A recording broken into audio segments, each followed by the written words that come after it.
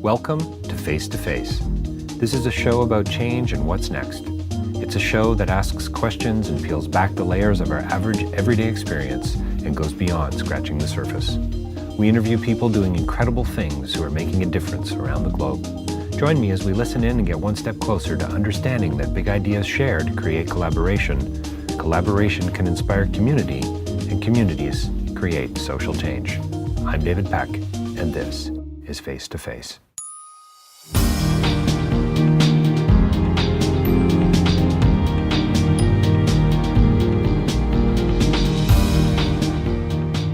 So today's interview is with TJ Grant. He's a program manager up at World Vision. We met up at the headquarters. Really interesting guy. He's got a background in development. He's traveled all over the world with his wife and his kids. He's worked in Zimbabwe, Taiwan, out west with street youth. So he's a development guy. So he's got lots to talk about with respect to, things like unexpected outcomes. He's got causal logic and making a difference in the world. And we talk largely about that whole notion, how to make a difference in the world. How are we already making a difference in the world? Super nice guy. You're going to like him a lot, and worth listening to this podcast for a whole lot of reasons. So, and especially if you're a student, if you're thinking about maybe getting into, never mind, if you're 52 and you're thinking about getting into this kind of work, into development work, into social change of any kind, you got to listen to this interview with TJ Grant, and you're going to enjoy it. Check out, we also talk about a couple other interviews. Check out davidpecklive.com, my website, new website coming live soon, but check it out for other future podcasts, but also some stuff in the past. We probably got about 125 now posted online. We'll see you real soon. TJ Grant at World Vision. So welcome to Face to Face. We are sitting in boardroom 3B/CE or something like that here at World Vision Canada, the headquarters, with TJ Grant. He's the regional program manager for Southern Africa. TJ, thanks for joining us.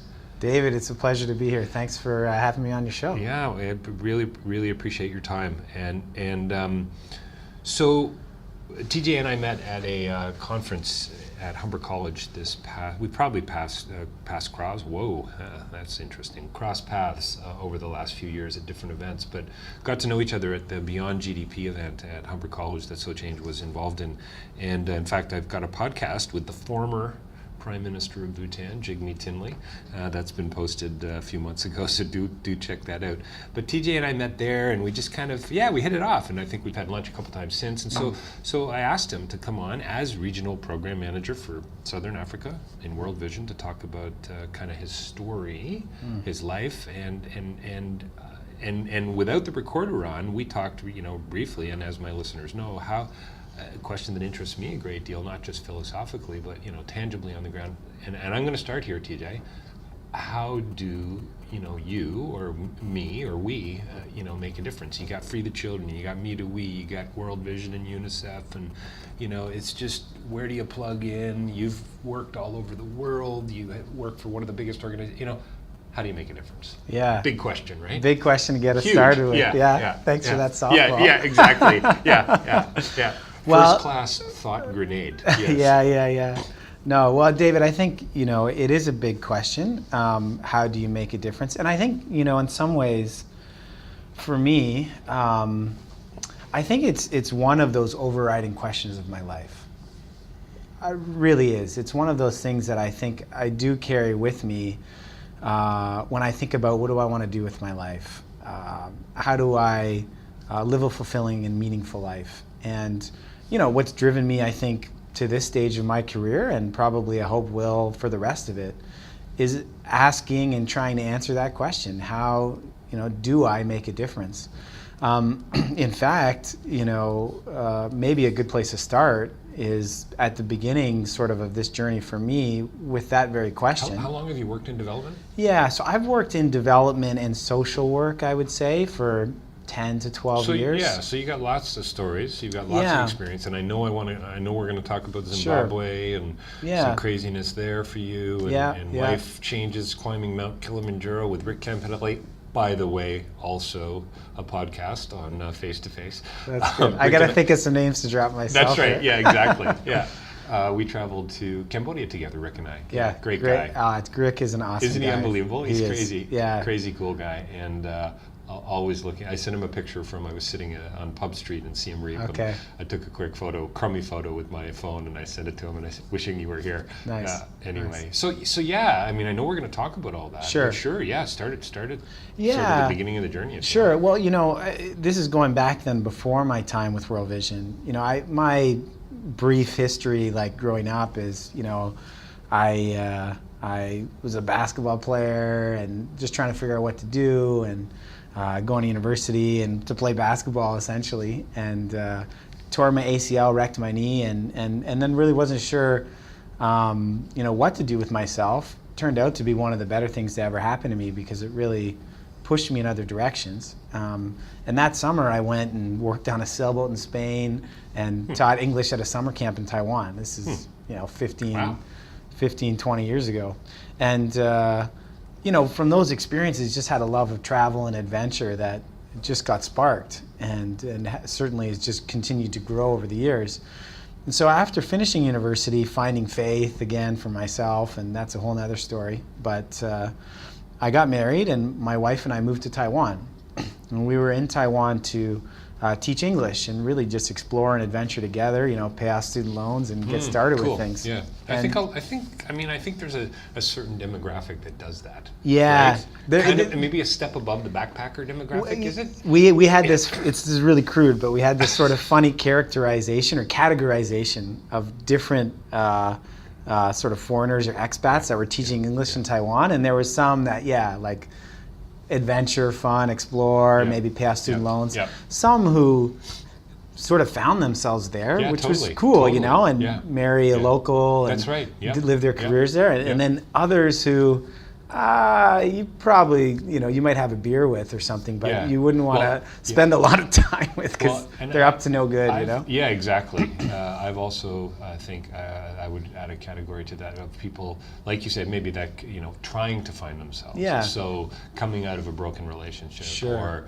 some kind of death in the family or some sort of existential crisis. Yeah. I'm going to go to Thailand and work in a orphanage in Chiang Mai, right? Yeah, right. And find myself. And I'm not convinced that's a good route to go for anybody's sake, but I think that there are a lot of those stories that do end well. But and then of course, TJ, you've got Australians. That's like a whole other category altogether. Poor Australia recently lost the Rugby World Cup, so is that right? To New Zealand, So I won't pile on them right now. That was just on the weekend. And having traveled a bit, I do know the New Zealand Australia thing. And boy, oh boy, if you're sitting in a meeting around a boardroom table like this, don't introduce somebody from Australia from New Zealand by mistake. Or vice versa. I think more, it's like the Canada-US thing, I think. But you guys have the same accent. Oh yeah, not the right thing to say. Yeah. But, so I would have placed myself going back in that first category, trying to just explore, pay off some loans and just adventure.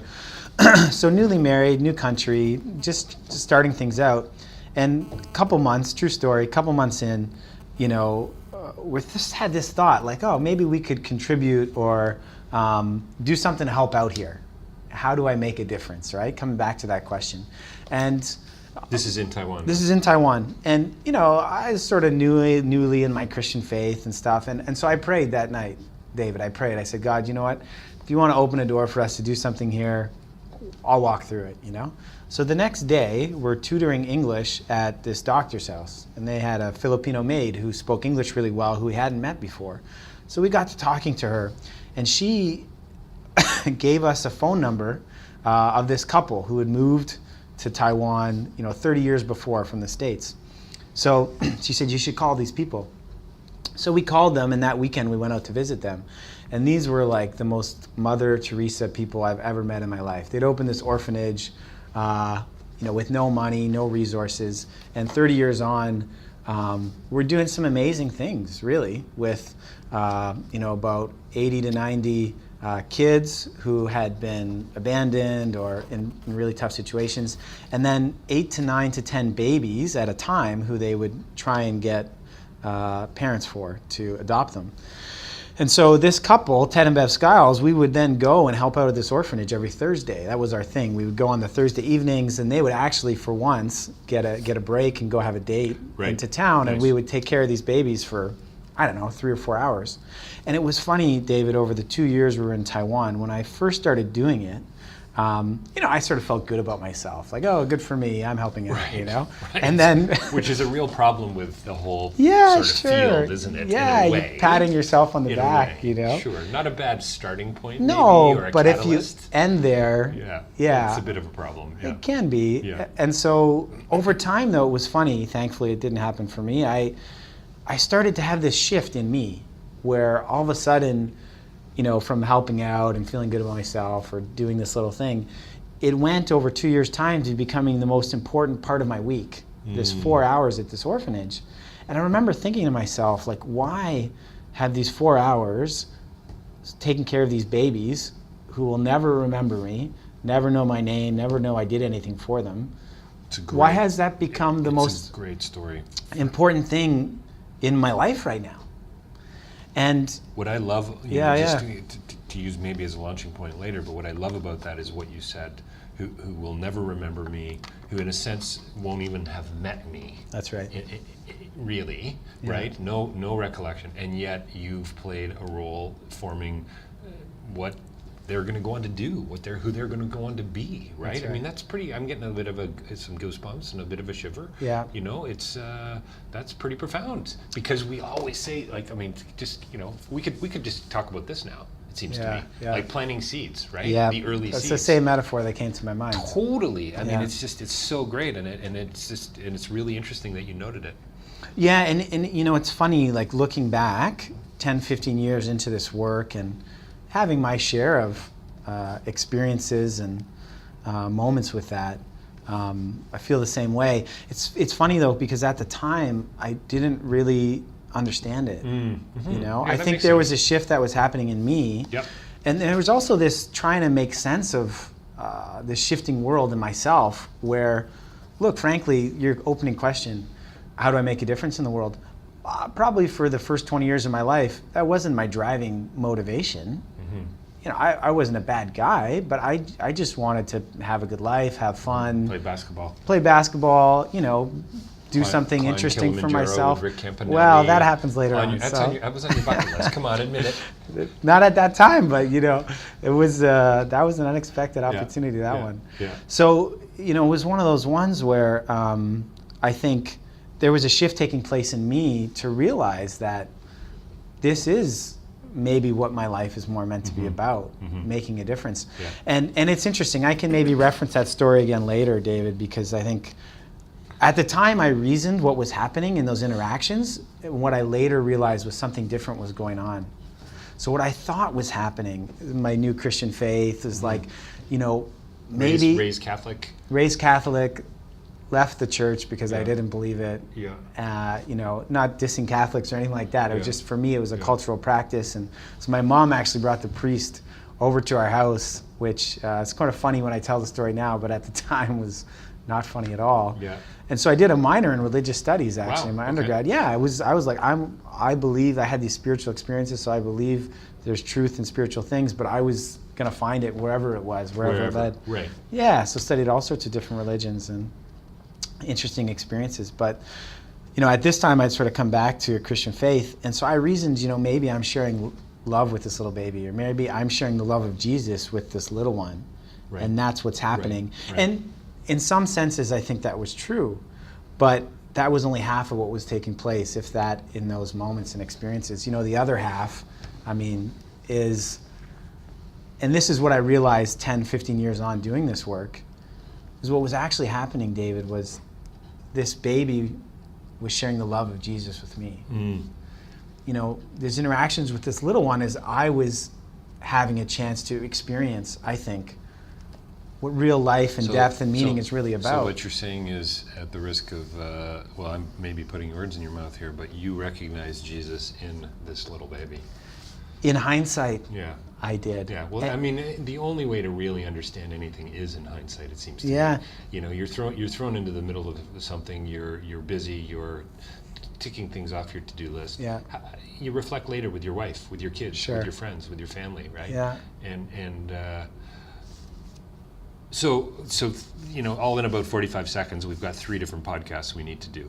But why didn't you think you were already making a difference?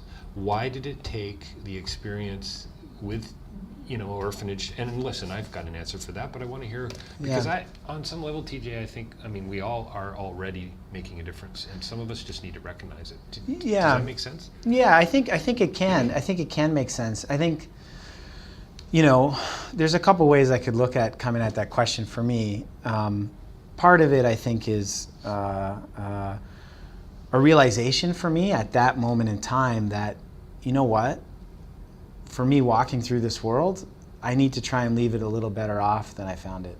I want my interactions with people in the world to be more positive because I went through there. And, honestly, I don't know for everybody else, but before that time, sure, I'd hoped I was a good guy in doing that, but there wasn't an intentionality about that, which has shifted, right? Am I perfect at that? Do I make mistakes? Am I a doofus sometimes? Sure, of course I am, right? None of us is perfect, but I very much, and grown over time, want to be intentional about trying to do positive things and leave a positive legacy, whether that's with my kids, whether that's working with World Vision in an international context, or in my interactions everyday life. And I think that's the point you're getting at, is that every day, every moment, we all have these opportunities to be being this positive or negative influence and impact on others. Hands we shake, the way we run meetings, Yeah. the eye contact that we make, how we treat people at the red lights, How we drive on the 401. et cetera, et cetera. And I mean, I got to tell you, I hope I'm going to look back and say, this was one of the drums I was hammering, because I think I'm hammering a few personally. Yeah. But this little things make a big difference. This idea of meaning in the most apparently ordinary things, but really, on reflection, they're extraordinary, right? Yeah, and it's interesting because I think, and again, I try my best, right? Mm-hmm. But I get frustrated, I Sure. make mistakes like anybody, but Yeah. one of these kind of ideas, and maybe this jumps to another point of conversation, I don't know, but that I've had, is this idea of divine appointments. So this concept that there are moments, every day probably, but there are moments in our lives and all the time where I feel like it's like almost like God wants to come in, or something greater than ourselves wants to come in, and it might want to, touch us in a unique way, or it may be that we're meant to do something in a unique way to impact other people, and those can be big or small, but unless we sort of foster an awareness and a spirit of being present, of engaging with the other, of being open, we miss those moments like all the time. All the time, I think. Yeah, no, I think life is an act of recognition. How's that? Yeah, there you go. That's good. Honestly, I mean, and listen, all my fingers are pointing at me. My wife Sure. Elizabeth would be laughing right now. Yeah, sure. Because I'm not the most momentous guy in the world. Right. I'm always about, I see that every time I say this or think about it, I see the scene with Yoda in The Empire Strikes Back, Okay. and talking to Luke about, never thinking about where he was or what he was doing, but always in the future. Right. Because you want, Yeah. and, most of my life I've taken, the wisdom I have is all from Yoda, basically, is what I'm saying. Good. Yeah, all good. comes from Yoda. Yeah, speaking of being spiritual. I want to speak like Yoda right now, but I don't know how to That's do right. it. Yes. To come back at you. Yes, you seek Yoda. Yes. So intentionality. So direction, Yeah. choice, focus. I want to leave this place better than I found it. That's right. And then I think the other part of it for me is this openness to something greater than myself going on, and finding a way to be a part of that. So a divine appointment for you is not what it might be for somebody listening. So in other words, I guess what I mean is there's a lot of presupposition behind divine appointment. Yeah. It sounds very spiritual. Sounds very kind of Right. cathedral-ish. Right. But you're saying this could be just Yeah. loving a child out of an orphanage becomes a divine appointment. Yeah, good clarification, because I think it can sound overly highly spiritual, and that's not how I necessarily mean it. I didn't think so. No, I for me, my kids were dressed as the Hulk and Iron Man, and I was dressed as like Clark Kent Superman at Halloween, and they're 7 and 5, and I recognize somehow there's not going to be many more Halloweens, which just happen on the weekend, where they're just so cute in this phase and so excited to go knock on doors and just It's pretty cool. celebrate this It's pretty holiday. amazing. And if I'm overthinking things, or I'm thinking about my trip to Mozambique next week, or I'm trying to get some other work done, and I'm not present to just celebrate and enjoy my boys in that moment, I'm missing a divine appointment. So that's the kind of thing I'm talking about. Yeah, it's good. Yeah, no, it's, active celebration. I think it's so tell me, so we've talked around sort of this idea, and I think lots of insight on the whole idea of making a difference. I think it's great. Yeah. Tell me about your your apparent call to Africa, to Zimbabwe, and some of what came out of that for you, and now we're sitting in a boardroom in Mississauga. Yeah. So, since that experience at the orphanage, kind of a winding road, like I think it probably is for many, and it continues to be, worked with street youth and youth at risk in Eastside Vancouver, and went and did grad studies because I felt like international development in that field we were really interested. I had some great opportunity to work with World Vision, and so I've then now worked with World Vision for 8.5 years doing a number of different things. About 2.5 years ago, the opportunity then came, working with World Vision, to go and work with our office in Zimbabwe to support them with raising funds from big institutional donors like national governments like the UN, the Global Fund, the UK government, the USAID, all those kind of donors. And so this was a sort of a neat opportunity to go work with that office, but also a challenging question of, do we do it, do we go? My wife's got a good career here as a teacher, my kids are in a good place with school, we've got our house, and so it wasn't sort of an easy decision, but ultimately we decided, okay, let's sort of step out in faith and take a shot and try this. So that was about 2.5 years ago, where we were to move to Zimbabwe and go work with that office. And it's interesting, in many ways a great experience, in other ways a really challenging one. It didn't work out exactly how we had expected it to. But yeah, and that's something I definitely want to talk about as well, this idea of unexpected outcomes. Work in development happens all the time. Kilimanjaro is for you maybe an unexpected outcome in your this winding journey that you've been on. So Zimbabwe, so how long were you there for? We ended up being there for a year. And it was meant to be 2 or more, but cut short. And some craziness around it too. Yeah, right? even from the start, we're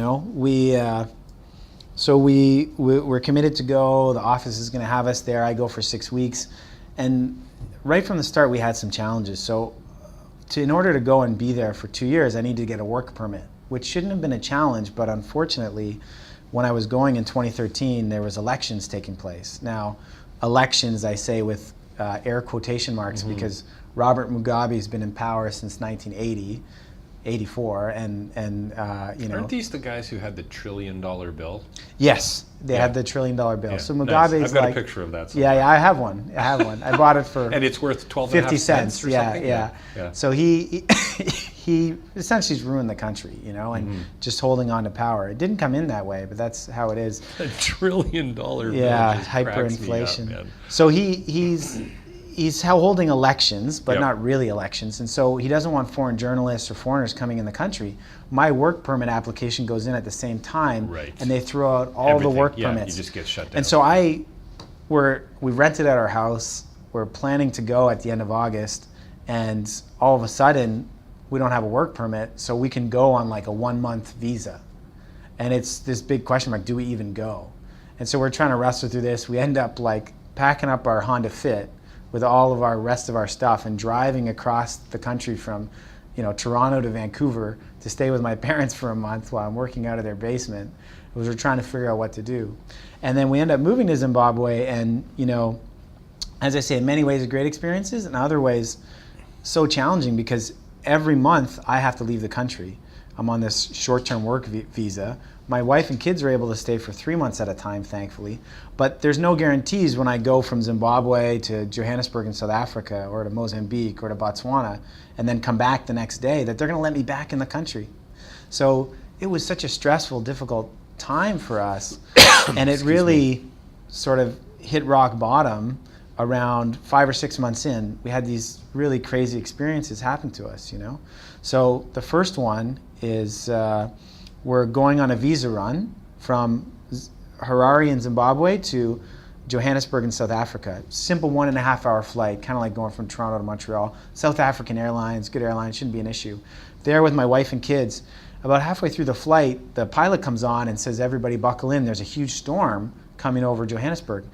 And as we're approaching the city, these big dark thunderclouds come rolling in, and the plane enters into this storm, and the plane's starting to shake and rock and turbulence. And I've been on hundreds of flights, so I'm not too nervous at this stage, but my wife's a nervous flyer already. Mm-hmm. My 2 kids are in the middle. They're 6 and 4 at this stage. They have no idea. Yeah, of course. Just as well. It's a rocky roller coaster ride. So we go to land, and the plane breaks through the clouds, which are really low to the ground, and you can't see the runway or the airport or anything. And as it's about to land, it pulls back up. And the pilot comes on the intercom. Is this landing in Johannesburg, South Africa? Keep going, because I had an almost identical experience. Okay. But it sounds like yours might have been worse. Maybe. So the pilot comes on and says, listen, sorry everybody, we missed the runway. That's not what you want to hear your pilot saying. It's not what you want to hear, no. So we're going to go around and come back. And so now everybody's like, whoa. My kids, my cute little 4-year-old's like, Dad, we're taking off again. Like a minute of levity, right? And so same thing, but this time the second landing is like way worse. Like the plane's really rocking now. People are really starting to freak out. Breaks through the clouds. You can sort of see the runway. Pulls up again. Ooh, yeah, okay. He says, it's worse than my story. He says, I thought mine was bad. Okay, well this was one I hope I don't have to experience again. Yeah. But the pilot comes on and says, so we were coming in too fast. We've got to try again. So 3rd time around now. By this point, like people are losing it now, freaking out, right? And I don't know if you're allowed to swear on your podcast or not, but you are. Okay, well, so the pilot comes on or the guy behind us is saying, holy crap, oh my gosh, oh shit. Mm-hmm. And God bless my 4-year-old. Again, he has no idea. He's like, Dad, some guy just said, oh shit. And so everybody laughs for like a few minutes. Yep, good. Well, 30 seconds. Good. 3rd attempt, again, pulls back up. Wow. So okay. 4th attempt this is to troubling. land. Yeah, disturbing. And now people are praying. Some people are freaking out. 4th attempt, the plane. People are praying who don't even have a God to pray to. That's that would true. Be my guess. Yeah, and Yep. people were doing other stuff. Yeah. And so the 4th attempt, the plane breaks through the clouds, hits the runway, skids to a stop. The flight attendants are like freaked out. The pilot comes on and says, listen, everybody, if you were worried, you had reason to be. In 30 plus years of flying, I've never had an experience like that, but we made it. You're okay. Wow. And that's pretty crazy. that shook us up, no that kidding. was a crazy experience. A month later, and this is in the midst of these monthly visa runs and the rest. A month later, it's Christmas. We're driving from Harare to Victoria Falls for holidays with my family. 10-hour drive, African countryside, very pretty. We have a great time in Vic Falls. We're coming back on this African highway, and roads are bad in Africa. I mean, that's fairly well known. We hit this really bad pothole, and the car tire explodes.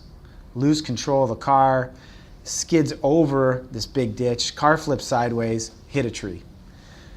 The car's totaled. We're upside down, and my kids are crying and screaming in the back. Everybody's sort of freaked out. And, it was an absolute miracle, David, that nobody was seriously hurt. But these people had to stop and help us sort of out of the roof of the car, because that's where the doors are now. And they take my wife and kids back to Victoria Falls, 45 minutes down the road. And I'm sitting on the side of the African bush with this car, waiting for a tow truck or police or something, which never came. And I'm asking myself the question, like, what the hell am I doing here? Mm-hmm. Why did I bring my family here? And I did it because I wanted to make a difference. I did it because I felt called to come.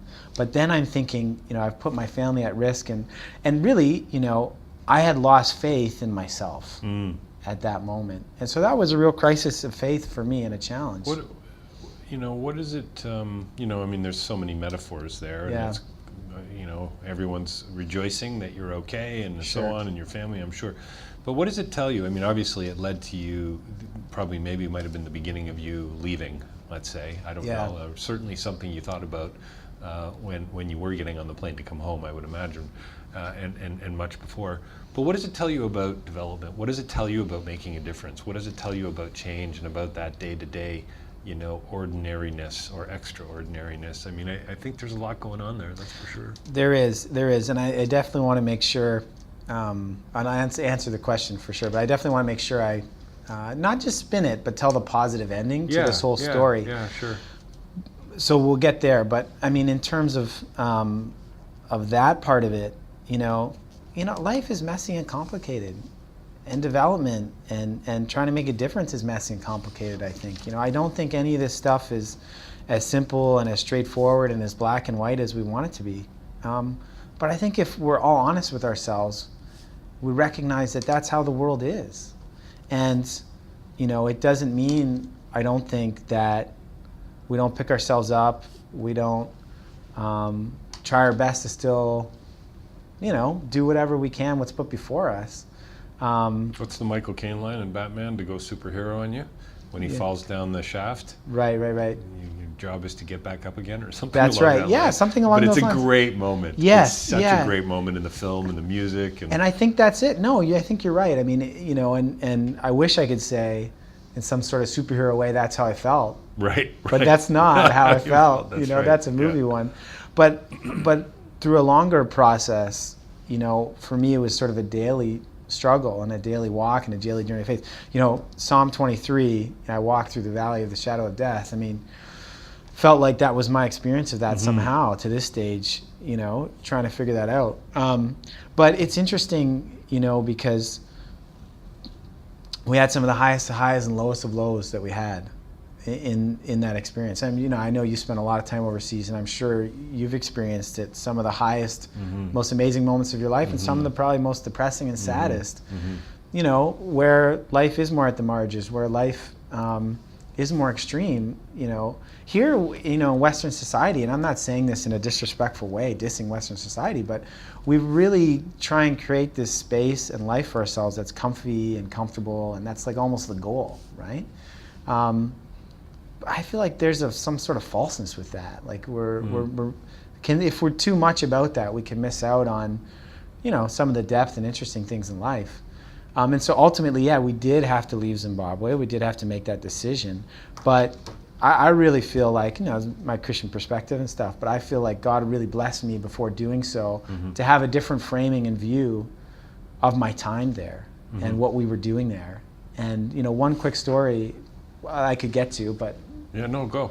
Well, so, I had thought I was there to go and kick off my career, make a big difference, win multi-million-dollar grants, and for World Vision, for good impact, and hey, for me too, that would be great, right? CV. And, yeah, sure. But that's not exactly how it went, as you're getting the sense, right? But, it was interesting. We did some good stuff. There was some good work that happened. But, one experience in particular kind of really pinpointed it for me, what it was about. And sort of had nothing to do with all that stuff. We lived in a reasonably nice house, given the context there, but we had gated walls, security guards at night, and safety was a challenge at times. So you'd have people always buzzing on your door, because people were poor in Zimbabwe. Like the economy and everything's collapsed. So even in Harare, which used to be this nice city, you've got a lot of unfortunately homeless and poor people. So people would always knock on your door asking for work or help or money or food. And you have to be careful about that just to be safe and stuff, but you'd always try and help where you could. Well, anyway, there's this one family, this gets back to the divine appointments idea, that would come. There's a mother, her name was Tembili, she was 33 or so. And she had three kids, a young late daughter who was 11, a young girl who was 5, same age as my younger son now, and a baby. She was HIV positive. The middle daughter was not, but the oldest daughter and the son were, and her husband had left her and ran off to South Africa. And this story had come over multiple... Turns out he was the pilot on that flight. Yeah, right. Yeah, right, bastard. But no, that's not what happened. That's your movie script. That's right. Yeah, exactly. So it's one of these ones where this I got to know this story over multiple visits. So they would come one time, we gave them some snacks. They came again, we sat and chatted, and we sort of got to know them. Over time, this woman really came to rely on us and visit us all the time, and got to know our kids. At the end of it, we're leaving Zimbabwe. We had made the decision we have to go. There's a couple months. There's a month left, and she comes, and she'd been staying in some place Not very well, but at least she had some place to stay. She comes to the gate and says, I've been kicked out of where we're staying. I have nowhere to stay. We're in trouble. Like, we're going to be on the street, me and these 3 kids. And I'm looking at these kids, and I'm seeing my kids, you know. And I'm thinking to myself, oh my gosh, like, we're leaving in a month. Like, if I was still going to be here, I could get you a job or get you sorted. World Vision's not working in Harare. I can't link you anything there. So I don't even know what to do with this lady. And sadly, David, I was like, at this point, I was just like, part of me wanted to just be like, oh, I can't help you. Like, I want this problem to go away. Sure, yep. So I would never usually do it this way because I always try and help out longer term. But I gave her a good chunk of money and I said, look, I hope you can go back to the village. I hope you can use this and just kind of find some stability or something. I knew it wasn't really going to help in the long run, but I just wanted the problem to go away. 2 weeks later, she came back. And in that time, my wife and I had been praying about it. And she said, we got to try and find a way to help this lady. And I felt like it was one of these divine appointment things where, like, you know, almost like God was putting this lady in front of me and saying, don't you dare look away. I want you to do something. So this lady comes, and I had to figure out, with 2 weeks left, what can I do to help her? And sort of long story shorter, kind of get connected with other people who are doing some good work in Harare, finally find this woman who's sort of started this small local organization that's helping vulnerable women to sort of raise an income and help with kids' nutrition. We go to meet her, and she's willing to help Tambili start up a small little enterprise, buying little goods and selling them. So anyway, Tambili's feeling okay about this, and they're going to do it. And I felt, okay, you know, I've done what I can. I've sort of contributed, and I've tried to make a difference in some small way. Anyway, the day we're leaving Zimbabwe, I feel like God really blessed me because we're leaving such mixed feelings because of the terms and everything. And I never thought I'd see this lady again. As we're leaving, and this lady had always sort of had this sort of impoverished, kind of downcast, almost like characterization of it, I hate to say, but kind of handout mentality kind of approach. And she shows up at the gate, and she's got this big smile on her face. First time I've really seen it. Right. And her total countenance has changed, you know? She's carrying herself with pride, and she's got this big bag of goods, her first bag of goods that she's bought to sell. And so she comes and says, you know, she's not really sure how to react. She says, can I get some money, you know, or something? I said, no, but I'll buy some of your stuff from you, you know? So I buy these little snacks, not very good actually, but bought some snacks and shared them around. And, you know, we had a great conversation. And she said, can you pray for me? I prayed for her, you know, whatever that does. And, you know, it's funny because I left Zimbabwe that afternoon with my family, and I realized, David, you know, in that interaction, my time in Zimbabwe wasn't about me. And I think when we're thinking about making difference in the world, we need to realize it's not about us. And I think we, you know, that's sort of a unique experience and example, but, you know, we all have these sort of opportunities and ways where sometimes people are put in front of us, or situations are put in front of us, and we can either sort of look the other way and wish it was someone else's problem, or maybe we find a way to respond. Which is why, you know, so one of the themes in this for me is superheroes. So yesterday my son and I watched The Winter Soldier together. He's 10, and I'm so loving, and I hope Victoria picks up on it as well. I don't want him to sound divisive and sexist and all of that. No, I like superhero stuff. It's fun to watch with the kids. And so Captain America is great. I got some issues with the ideology behind it, which we can save for another podcast. Yeah. But so the line is, they go back, and the evil guy from the last film, everyone would recognize. Red Skull or something says, who do you think, you know, what are you special? And he says, no, I'm just a kid from Brooklyn. And so you hear that my son pauses it. Yeah. And he says, that is my favorite superhero line. And I just so love that he's resonating on all these levels with the ethics of what it means to make a difference. Yeah. Right? And it's a recognition, we talked about that, and it's ordinariness and seeing it as extraordinary. But I think there's this sense which it's not about us, and I think that is ultimately what the message of a superhero is supposed to be, right? They're doing things for the greater good and so on, and then you got your more egomaniacal ones like Iron Man, and you know, that are fun in other ways. Yeah. But ultimately, isn't that really what it's about? And it's this ethic, and it's this sense of, I don't know, goodness coming up from somewhere else, right? anyway. Not to over,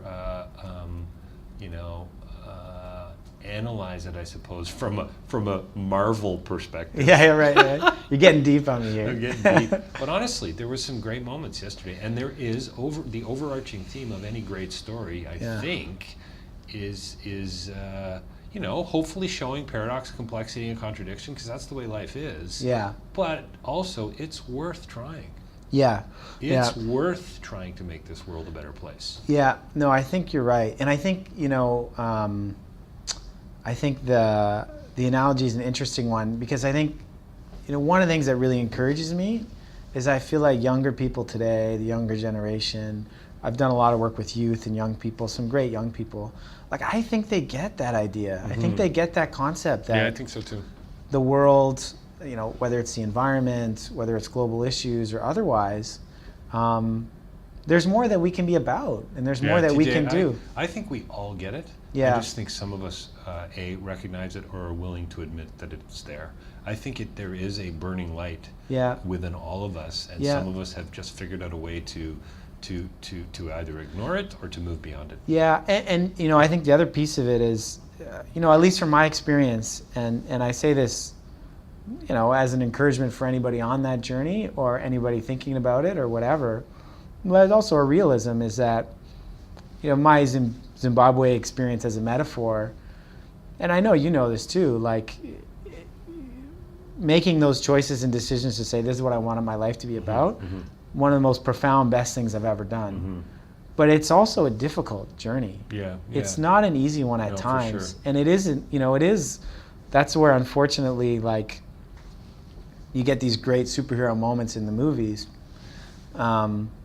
Life's tough, like when I'm on the side of that road, like I'm feeling pretty beat down. Well, look at development too. I mean, you got a lot of people who walk away from it. You've got divorce rates pretty high. Yeah. You've got a lot of burnout, frustration, etc. And I mean, you can say that about any field. Sure. Really. I'm sure there's a lot of, doctors who are burning out and so on. Any of that type of sort of the helping professions, if you will. Yeah. But so we got to wrap up pretty soon, sadly. But two things. So I'd like to talk about real quickly, which is really not fair at all. No, that's fine. But you talked about there being a truth in spiritual things and how you sort of gave up on your faith at an early age. You felt kind of maybe commandeered by your parents, I suppose. Priests called in. I'm walking away. But then you religion courses. You've traveled a ton, but yet you wind back sort of in this world of Christianity. Yeah. Can you tell me a little bit about how that happened? Sure, yeah. Because I want to end with this idea around unexpected outcomes. Okay. And to me, when I hear your story, that to me is an unexpected outcome. Well, it was an unexpected outcome to me, David. I mean, Why not Buddha, TJ? Yeah. You know what I mean? Yeah, good question. I mean, and in terms of other religions and other faiths, why not? For me, I don't really have an answer in that I'm not going to sit here and say one over the other, right? I look at it sort of from my personal humble perspective and say, the truth found me, and then I just need to figure out what it was. Honestly, I had this spiritual experience where I just feel like God touched my life. And it just opened me up to realize that there was a spiritual world and there was more to it. And I, to my credit, I suppose, I was determined to find out what that was. That path for me led to faith in Jesus Christ. I mean, that was people, that was experiences, scripture and intellectual thinking.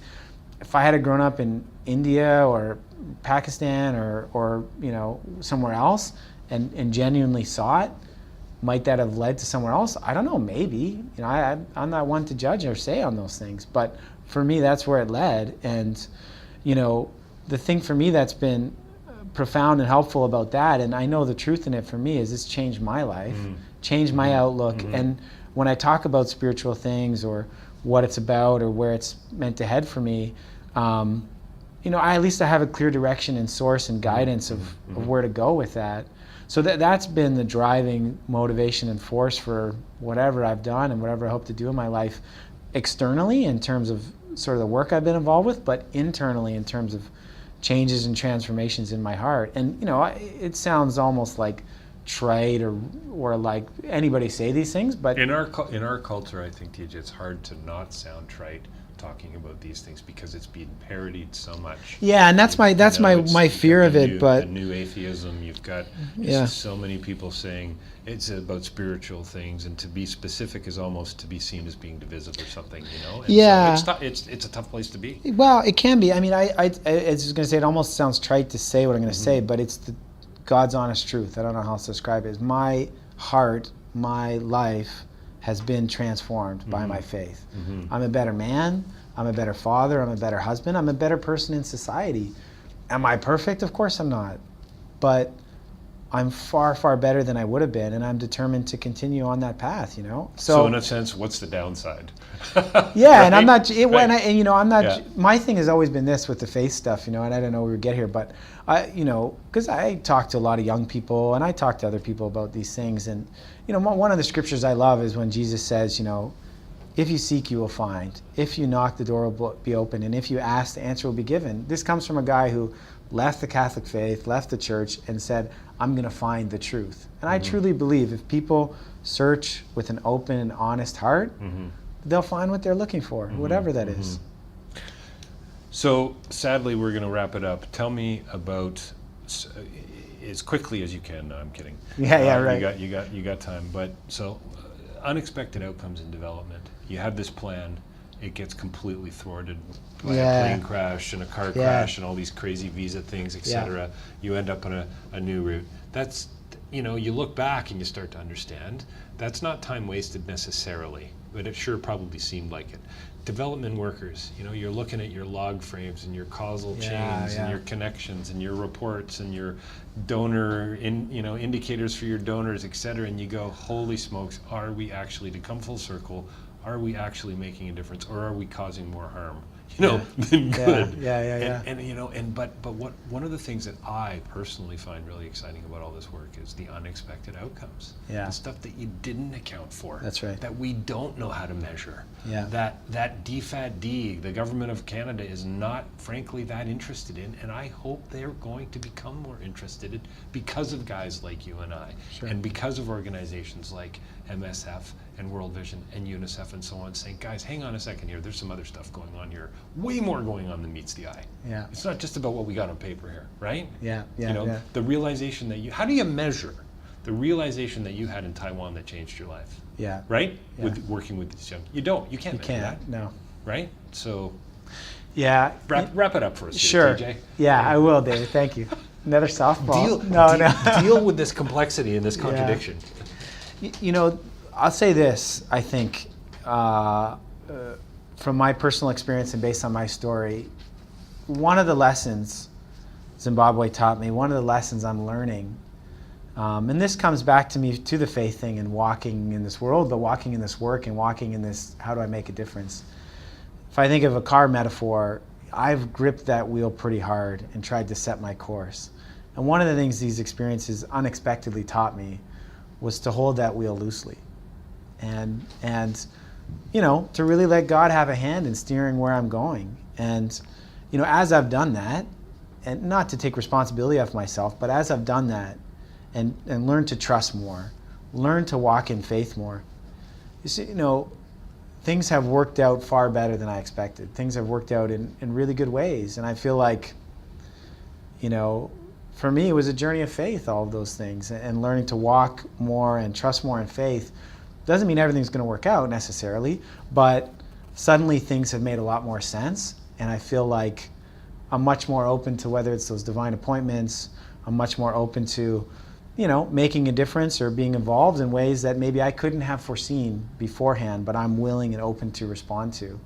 And, you know, I think if we can all foster that kind of openness and spirit, no, there's opportunities for all of us, whether it's playing with our kids in the backyard or, you know, helping somebody out locally or getting involved in some kind of international issue or project. TJ Grant, he's the Regional Program Manager for Southern Africa. He works at World Vision. He teaches at Humber College, which we didn't even talk about at all. That's true, yeah. Pretty eclectic, interesting guy, lots to say. Thanks for joining us today, TJ. I really appreciate it. Thank you so much, David.